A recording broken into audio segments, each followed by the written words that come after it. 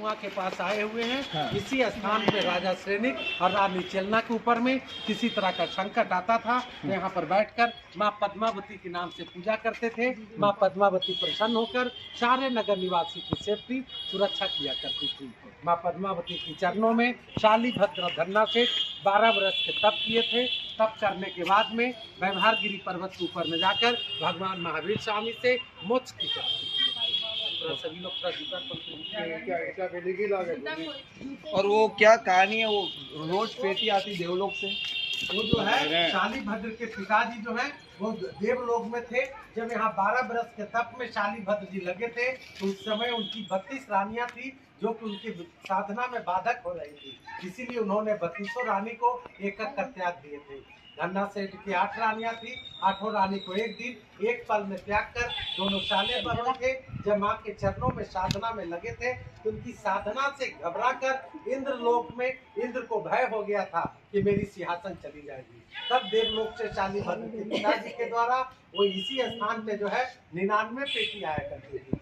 उसमें से वस्त्र, आभूषण और द्रव्य होती थी। द्रव्य की पेटियों को शालीभद्र की माता जी के द्वारा गरीब ब्राह्मणों में बंटवा दिया जाता था।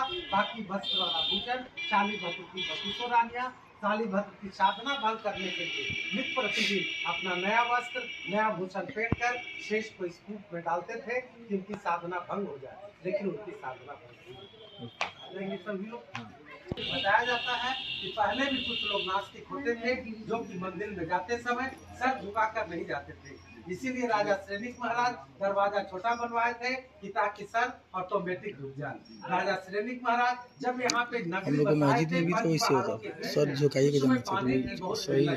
यहाँ पानी था ही नहीं। तो माँ पद्मावती का देन है कि आज 5 पहाड़ से उस समय गर्म पानी के झरने जो निकले हैं जो आज तक चल रहे हैं।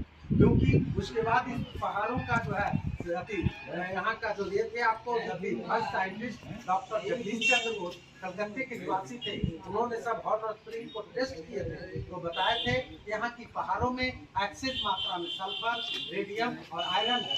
यदि दोबारा स्वर्ण भंडार आप लोग देखे होंगे वहाँ पे राजा श्रेनिक का खजाना छिपा हुआ है। अगर उस खजाने को निकालने का कोशिश किया जाए तो उसको डायनामाइट लगाया जाएगा।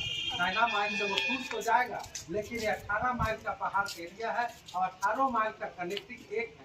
नीचे का सतह बिल्कुल एक है। जब 18 माइल पहाड़ सल्फर विस्फोट होगा तो राजगीर क्या यहाँ से 100 मील तक चारों तरफ इसीलिए इंडिया गवर्नमेंट आज तक तोड़ने की कोशिश किए नहीं है। आइए लोग बाद में आए जानकारी और उसके बाद में लेडीज लोग जो है